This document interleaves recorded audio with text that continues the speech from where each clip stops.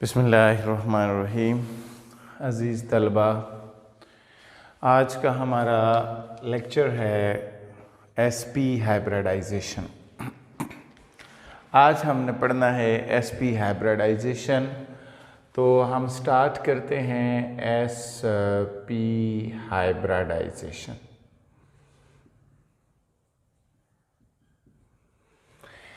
आपको मालूम है कि इसके अंदर हम जो है क्या कहते हैं, हम कहते हैं कि ये एक ऐसा फिनोमिना है जिसमें एक एस और एक पी जो है वो इंटरमिक्स होता है और हमारे पास एसपी हाइब्रिडाइजेशन बन जाती है। तो मिसाल के तौर पर ज़रा तवज्जो करें, हमारे पास एक एस मिलेगा और एक पी मिलेगा और इन दोनों से रिजल्टेंटली जो है वो हमारे पास दो ऑर्बिटल्स बनेंगे जिनको हम sp हाइब्रिडाइज्ड ऑर्बिटल्स कहेंगे। यानी एक s मिक्स हो रहा है और एक p। देखें, एक s और एक p, इन दोनों के मिलाप से, इन दोनों के कॉम्बिनेशन से दो ही ऑर्बिटल्स बनेंगे। और दोनों ऑर्बिटल्स जो हैं बेसिकली अगर आप बनाना चाहें तो आप यूं बनाएंगे, एक और दो।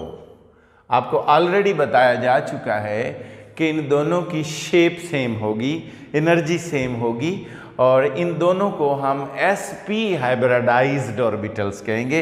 अब जब ये दोनों एक दूसरे के साथ ओरिएंट होंगे तो हम इनको कैसे ड्रा करेंगे?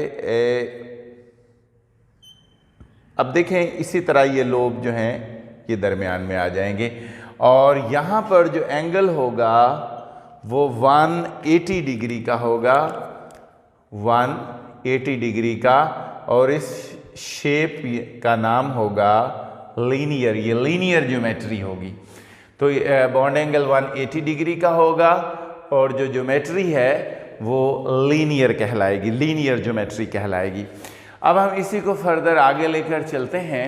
अगर हमारे पास मिसाल के तौर पर हमारे पास इथाइन का स्ट्रक्चर हो, लाइक हम डिस्कस करते हैं इथाइन का स्ट्रक्चर, ठीक है।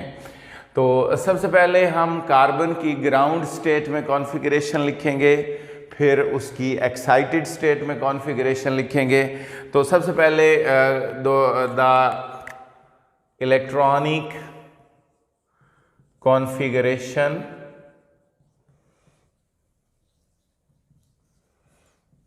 Of carbon in ground state. Ground state में जो है इसकी क्या होगी वो ज़रा तवज्जो कर लें। आपको मालूम है कि 1s2, 2s2 and 2px1, 2py1 और 2pz में 0 इलेक्ट्रॉन है। बेसिकली ये वैलेंस शेल है। अगर आपको इल्म है तो वैलेंस शेल 2 से स्टार्ट हो रहा है। आपको मैंने लास्ट टाइम बताया था जब हम कॉन्फ़िगरेशन लिखते हैं तो उसमें वैलेंस शेल की पहचान कैसे करते हैं। जहाँ पर n की वैल्यू सबसे बड़ी हो वो वैलेंस शेल होता है। अब n की वैल्यू अगर आप सबसे बड़ी की बात करें तो वो यहाँ या 1 है या 2 है, तो इसका मतलब जो 2 से सब शेल ऑर्बिटल जो स्टार्ट हो रहे हैं वो बेसिकली वैलेंस शेल के ऑर्बिटल हैं। और अब वैलेंस शेल जो है वो एक 2s है, एक 2px है, एक 2py, यानी कि ये सारे ऑर्बिटल जो हैं ये बेसिकली वैलेंस शेल में आ रहे हैं। अब यहाँ से जब हम एक्साइटेड स्टेट में कॉन्फ़िगरेशन लिखते हैं तो यहाँ से 2s से एक इलेक्ट्रॉन जो है वो 2pz में निकल कर चला जाता है और रिजल्टेंटली जो कॉन्फ़िगरेशन बनती है वो 1s2, 2s के अंदर एक इलेक्ट्रॉन रह जाता है, 2px के अंदर एक और 2py के अंदर एक, और जो 2pz है उसके अंदर यहाँ से एक इलेक्ट्रॉन यहाँ पर चला जाता है। और ये सारे के सारे जो हैं अनपेयर्ड इलेक्ट्रॉन जो हैं या unpaired orbital, partially field orbital बन जाते हैं। सब के अंदर एक एक अनपेयर्ड इलेक्ट्रॉन है। अब यहाँ पर मैं ये बात आपको क्लियर करता चलूँ कि चूंकि हम डिस्कस कर रहे हैं sp हाइब्रिडाइजेशन और हम स्ट्रक्चर डिस्कस करने जा रहे हैं इथाइन का, जिसके अंदर C ट्रिपल बॉन्ड CH, ठीक है, कार्बन कार्बन के दरमियान ट्रिपल बॉन्ड है। और अगर हम इसकी बात करें तो यहाँ पर सिर्फ और सिर्फ ये वाले जो दो ऑर्बिटल हैं they will participate in hybridisation.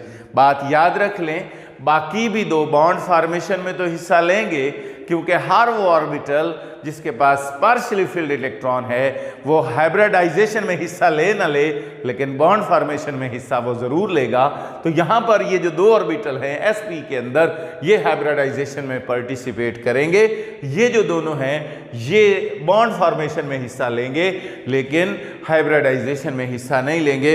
इसका मतलब ये हुआ, उसी तरीके से हमने एक s जो है उसके अंदर एक इलेक्ट्रॉन और जो p है उसके अंदर भी एक इलेक्ट्रॉन, और इन दोनों के नतीजे के तौर पर हमारे पास जो है दोनों के अंदर दो दो इलेक्ट्रॉन आ गए, और इस ज्योमेट्री का नाम भी लीनियर है, जैसे हमने आपको पहले बताया। अब ये बिल्कुल यहाँ तक क्लियर हो चुका है। बेशक आप इनके दरमियान लाइन लगा लें ताकि कन्फ्यूजन ख़त्म हो जाए। यहाँ से ओके फाइन, ये सूरत हाल जो है डेवलप हो गई। अगर आप देखें, गौर करें तो हमारे पास दो कार्बन हैं, एक ये है और एक ये है। In case of ethyne, ethyne के केस में हमारे पास दो कार्बन हैं, एक ये है और एक ये है। इसका मतलब है एक कार्बन इस तरह की होगी और दूसरी कार्बन भी इसी तरह की होगी। तो इसको हम ब्लैक से ड्रा कर लेते हैं। ये एक कार्बन हो गई प्लस ये दूसरी कार्बन हो गई, और दोनों के मिलाप से अब दोनों कार्बन में आपको पता है दोनों कार्बन के दो दो ऑर्बिटल्स हैं, दोनों का नाम sp है। ये भी sp है और ये भी sp है, ये भी sp है और ये भी sp है। तो ये दोनों जो हैं हेड टू हेड ओवरलैप करेंगे, और हम इसको ज़रा ओपनली बनाते हैं ताकि आप जो है इसको अच्छे तरीके से अंडरस्टैंड कर सकें। एक, ये दो, इसी तरह ये और इसी तरह ये। तो ये ओवरलैपिंग से, ये जो सेंटर से ये वाली ओवरलैपिंग है, इस ओवरलैपिंग को हम हेड टू हेड ओवरलैपिंग कहेंगे, और इस ओवरलैपिंग से जो है बॉन्ड बनेगा वो सिग्मा बॉन्ड बनेगा। इस ओवरलैपिंग का नाम है sp ओवरलैपिंग, और इससे बॉन्ड बनेगा सिग्मा बॉन्ड। फाइन। अब जो है अगर आप आगे गौर करें तो यहाँ पर एक जो है आपको पता है हर कार्बन पर एक हाइड्रोजन है, इधर भी एक हाइड्रोजन है। तो इसका मतलब इधर जो हाइड्रोजन है ये भी ओवरलैप करेगा और इधर हाइड्रोजन ये भी ओवरलैप करेगा। अब यहाँ पर ऑलरेडी इसके पास एक इलेक्ट्रॉन था, इसके पास भी एक इलेक्ट्रॉन था, तो इन दोनों के अपोजिट स्पिन हो जाएंगे। हाइड्रोजन ने ओवरलैप करके एक बॉन्ड बनाया और इस ओवरलैपिंग का नाम होगा sps, और इस ओवरलैपिंग का भी नाम होगा sps। और रिजल्टेंटली जो है अगर आप गौर करें तो यहाँ तक अब 3 सिग्मा बॉन्ड बन चुके हैं। ये भी सिग्मा है, ये भी सिग्मा है और ये भी सिग्मा है, यानी 3 सिग्मा बॉन्ड्स जो हैं अभी तक हमारे पास बन चुके हैं। इसके बाद अगर आप बात करें तो हमारे पास जो रिमेनिंग होगा कार्बन के पास, अगर आप देखें तो ये दोनों ऑर्बिटल तो यूज़ हो चुके हैं ऑलरेडी कार्बन के इन दोनों सेंसेस में, और अब दो हाइड्रोजन भी बॉन्ड बना चुके हैं। अब इनकी बात रह गई है, ये दोनों कार्बन के पास जो दो कार्बन है, एक ये वाली और एक ये वाली, यानी दोनों के पास दो अनपेयर्ड या पार्शियली फिल्ड ऑर्बिटल मौजूद हैं, जिसमें हम सबसे पहले y को ड्रा करते हैं। ये y को हमने रेड से ड्रा कर लिया, इधर भी हमने y को रेड से ड्रा कर लिया ताकि इन दोनों के दरमियान कन्फ्यूजन ख़त्म हो जाए। यानी ये इस कार्बन का py ऑर्बिटल है और ये इस कार्बन का py ऑर्बिटल है। उसके बाद आपको पता है कि यहाँ पर एक जो है वो pz भी मौजूद है, इसी तरह यहाँ पर भी एक pz मौजूद है, और उन दोनों के अंदर भी एक इलेक्ट्रॉन जो है वो मौजूद है। इसका मतलब ये अबव द प्लेन और बिलो द प्लेन जो है ये ओवरलैप करेंगे। pz के साथ करेगा और इस तरीके से एक पाई बॉन्ड बनेगा, और इस तरीके से जो py है वो py के साथ ओवरलैप करेगा। तो रिजल्टेंटली 2 पाई बॉन्ड जो हैं वो बनेंगे। तो ये वो था इस स्ट्रक्चर के बारे में, इथाइन के बारे में आप लोगों ने लिखना कि अगर आप गौर करें तो कार्बन कार्बन में ट्रिपल बॉन्ड है। जब कार्बन कार्बन में ट्रिपल बॉन्ड होता है तो उसको हम कहते हैं कि ये हाइब्रिडाइजेशन जो है इन केस ऑफ कार्बन वो sp है। और यहाँ पर मैंने आपको बताया है कि कैसे कितने सिग्मा बॉन्ड हैं, 1 2 3 सिग्मा बॉन्ड हैं और 2 पाई बॉन्ड हैं। अगर आप गौर करें तो 3 बॉन्ड ये हैं, एक बॉन्ड यहाँ पर है 4 और एक यहाँ पर 5। तो टोटल यहाँ पर how many bonds are here, total यहाँ पर 5 बॉन्ड हैं। 5 में से 3 सिग्मा बॉन्ड हैं और जो 2 बॉन्ड हैं वो पाई बॉन्ड हैं। पाई बॉन्ड पैरेलल ओवरलैपिंग से बनते हैं, पैरेलल ओवरलैपिंग से, और जो सिग्मा बॉन्ड हैं वो हेड टू हेड ओवरलैपिंग से बनते हैं। जब हेड टू हेड ओवरलैपिंग होगी तो फिर सिग्मा बॉन्ड बनेगा, जब पैरेलल ओवरलैपिंग होगी तो फिर जो है वो पाई बॉन्ड बनेगा। तो ये बात जो है आपको क्लियर हो जानी चाहिए। अब यहाँ से हम आगे चलेंगे। आगे जो है हमारे पास इसके बाद जो है मैंने आपको लास्ट टाइम बताया था कि हम स्टेरिक नंबर जो है वो डिस्कस करते हैं कि स्टेरिक नंबर जो है वो क्या होता है। स्टूडेंट्स को एक आइडिया हो जाता है स्टेरिक नंबर से कि कौन सा मॉलिक्यूल जो है उसके अंदर कौन सी हाइब्रिडाइजेशन है। तो यहाँ पर मैं एफएससी के लेवल तक जो है यहाँ पर स्टूडेंट्स को गाइड करूँगा कि हमें हाइब्रिडाइजेशन का पता कैसे चलता है। तो हम यहाँ पर गौर करते हैं।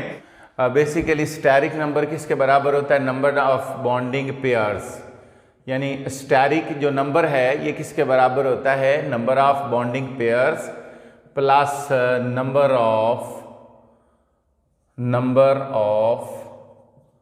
Lawn pairs, number of lawn pairs. Okay fine. तो ये स्टेरिक नंबर है। बेसिकली हम इसको SN से भी जाहिर करते हैं, S.N, ठीक है।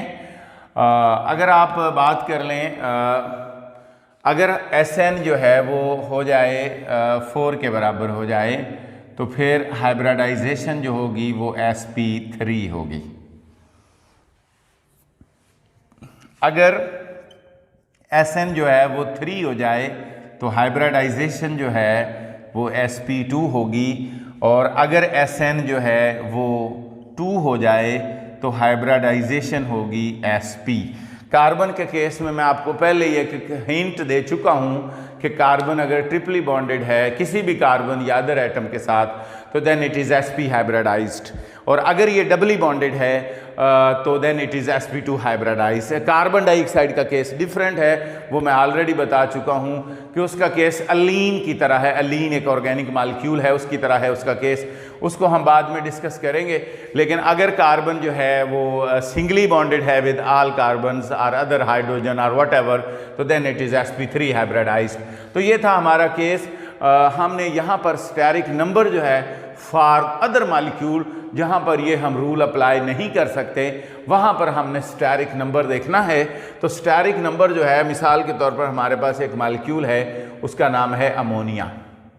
अब हमें पता नहीं है कि अमोनिया की हाइब्रिडाइजेशन क्या होगी, लेकिन हमें इतना पता है कि नाइट्रोजन के पास एक लोन पेयर होता है और इसके साथ 3 हाइड्रोजन एटम है। इसका मतलब इसके पास 3 बॉन्डिंग पेयर हैं और एक जो है इसके पास लोन पेयर है, और इसका आंसर आ गया SN का 4।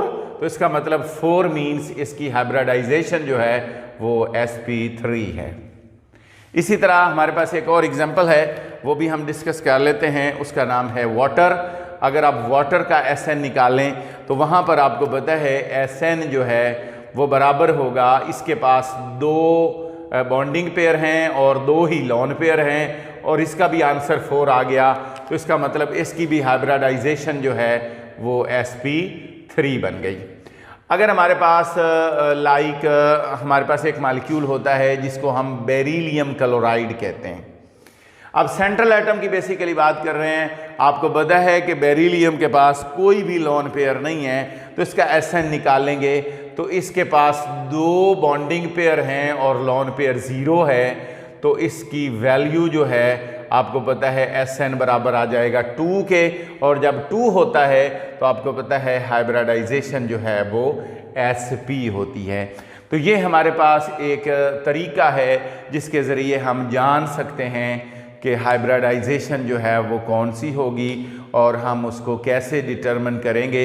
ये उन बच्चों के लिए एंट्री टेस्ट के हवाले से और MCQs के हवाले से ये बड़ा इम्पोर्टेंट आइडिया है उन स्टूडेंट्स के लिए कि वो 1 मिनट के अंदर जो है वो मालिक्यूल की हाइब्रिडाइजेशन जो है विद इन सेकेंड्स जो है वो फाइंड कर लेंगे। अदरवाइज जो है आपको याद करना पड़ेगा, आपको रट्टा लगाना पड़ेगा, तो obviously you will not be able to understand the basic criteria how you can determine the hybridization of any of the unknown molecule. तो this is all about today's lecture.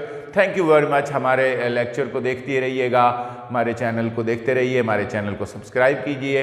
अगर आपका कोई भी क्वेश्चन हो तो आप कमेंट कर सकते हैं, आप हमें ईमेल कर सकते हैं। Thank you very